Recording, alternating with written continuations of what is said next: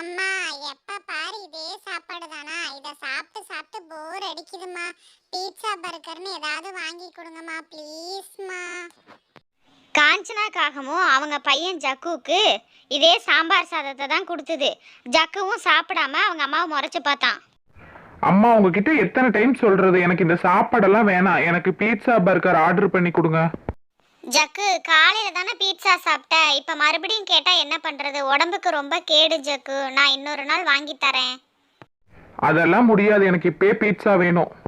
Jug pizza வேணும்னு சொல்லிட்டு சாம்பார் சாதத்தை கீழே தூக்கி வீசிட்டான்.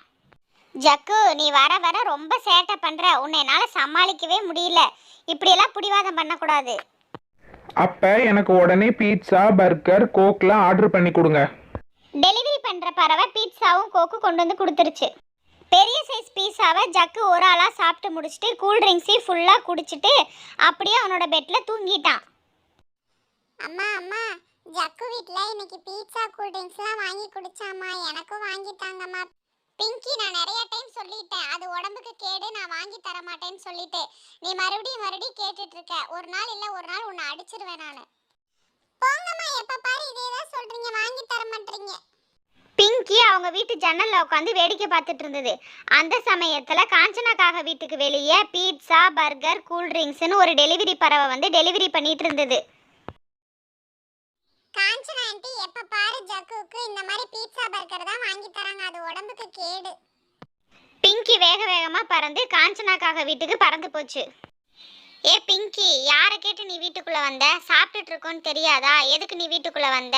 உனக்கு இப்ப என்ன வேணும்? காஞ்சனா ஆண்டி, பீட்சாலாம் சாப்பிட்டா உடம்புக்கு கேடு.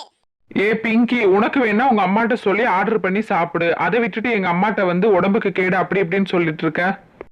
அதெல்லாம் நான் பாத்துக்கிறேன். இன்னொரு டைம் சாப்பிடும்போது வீட்டுக்குள்ள வந்த குச்சி எடுத்து அடிச்சிருவேன் பாத்துக்க. பிங்கியை தேடிட்டு மீனுக்குருவி பறந்து வந்தது. பீட்சா பர்கர் கூல் ட்ரிங்க்ஸ்லாம் கொடுக்காதீங்க, குழந்தைங்களுக்கு உடம்புக்கு பிரச்சனை வந்துடும். மீனுக்குருவி, எங்கள்கிட்ட நிறைய பணம் இருக்கு, அதனால எங்களுக்கு பிடிச்சதா நாங்க வாங்கி சாப்பிட்றோம். உங்ககிட்ட பணம் இருந்தா நீங்க வாங்கி சாப்பிடுங்க. அதை விட்டுட்டு அதை சாப்பிடாதீங்க இதை சாப்பிடாதீங்க எங்ககிட்ட வந்து சொல்ற வேலை வச்சுக்காதீங்க, சரியா? காஞ்சனாக்கா, என்ன இப்படி பேசுறீங்க? நான் நல்லதுக்கு தானே சொன்னேன். இந்த மாதிரி பீட்சா பர்கர்லாம் சாப்பிட்டா கை கால் நடுக்க வந்துடும், உடம்பு சரியில்லாம போயிரும் தானே நான் சொல்றேன். நீங்க இப்படி பேசுறீங்க.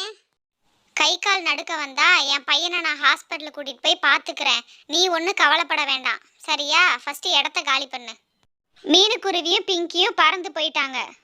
அவங்க போன கொஞ்ச நேரத்துலலாம் ஜக்கு மயக்கம் போட்டு கீழே விழுந்துட்டான். காஞ்சனாக்காக ஆம்புலன்ஸுக்கு ஃபோன் பண்ணி வர சொல்லி ஜக்குவை ஆம்புலன்ஸில் ஏற்றிட்டாங்க.